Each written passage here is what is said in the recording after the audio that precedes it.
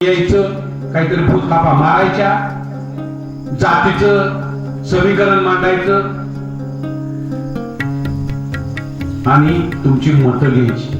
त्यासाठी गरज पडली तर पैसा वाटायचा, तरुणांना कुठेतरी दारू पाजायची. मतं घेतली की पुन्हा 4 वर्ष आणि 10 महिने ते तिकडे पैसे कमवायला मोकळे, आपण आपलं रडगाणं गायला रडत बसायला मोकळे. यावेळेस तुम्हाला एकच विनंती करणार आहे की ज्या वेळेस आपण मतदान केंद्रावरती त्या मतदान यंत्राच्या समोर जाल त्यावेळेस शांतपणे 5 सेकंद डोळे झाका. आपल्यावर झालेला अन्याय म्हणजे असं नसतं की तुम्हाला कोणीतरी येऊन मारलं म्हणजेच अन्याय झाला. तुमच्या घरात येऊन काहीतरी तुमचं नुकसान केलं म्हणजेच अन्याय केला. आपल्या गावाला जे आपल्या कष्टातून जे मिळणं गरजेचं आहे, कष्टाचा मोबदला मिळणं गरजेचं आहे, शेतकऱ्याच्या मालाला जो किंमत मिळणं गरजेचं आहे, शेतीसाठी पाणी मिळणं गरजेचं आहे, पिण्यासाठी पाणी मिळणं गरजेचं आहे, तो आपला हक्क आहे. येण्यासाठी रस्ता गरजेचा आहे, इंडस्ट्री आपल्या भागात येणं गरजेचं आहे, त्या उद्योगधंद्याच्या माध्यमातून युवकाच्या हाताला काम मिळणं हा आपला हक्क आहे.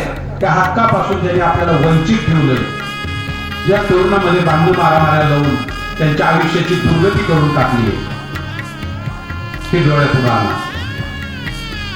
निर्णयाने आपल्यासाठी काय केलंय, चांगलं केलंय का वाईट केलंय, हेही नजरेसमोर आणा.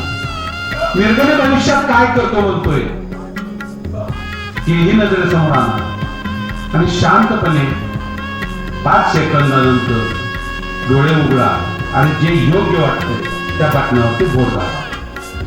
तुमचा निर्णय अत्यंत योग्य असणार मला खात्री आहे. तुम्ही अत्यंत योग्य उमेदवार निवडून देणार आहे आणि पुढच्या 5 वर्षामध्ये आपल्या बार्शी तालुक्याचा विकासासाठी एक पायाचा दगड, विकासासाठी तुमचा हातभार असणार. ते मी आज इथं जे जनता माझ्यावरती प्रेम करते ना, गावगाव गेल्याच्या नंतर जे उत्स्फूर्तपणे स्वागत होतंय.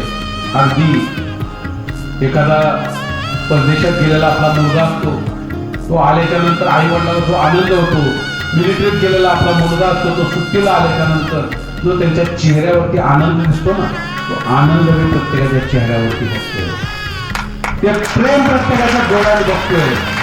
तेव्हा मी आज तुम्हाला खात्रीने सांगतोय की बार्शीकरांनी निर्णय ऑलरेडी घेतलेला आहे. तो फक्त 2 महिन्याच्या नंतर लोकाला समजणार आहे, जगाला समजणार आहे. तेवढा उशीर करेल आणि माझ्या मायमाऊलींनी, माझ्या भगिनींनी खरोखर कुठल्या जन्माचे उपकार आहे, कुठल्या जन्माचं माझं पुण्य आहे की मला एवढं मोठं तुमच्याकडून प्रेम मिळतंय. असंच प्रेम, असाच माझ्यावरती विश्वास ठेवावा असं या प्रसंगी आपल्याला विनंती करतो. ईश्वरचरणी प्रार्थना करतो की असंच प्रेम या जनतेचं माझ्यावरती राहावं. मला काही मिळायचं असेल मिळू दे, नाही मिळालं हरकत नाही. फक्त हे प्रेम माझ्या आयुष्याच्या शेवटच्या श्वासापर्यंत मला मिळू दे, हीच ईश्वरचरणी प्रार्थना करतो आणि इथंच थांबतो. धन्यवाद. जय हिंद, जय भारत.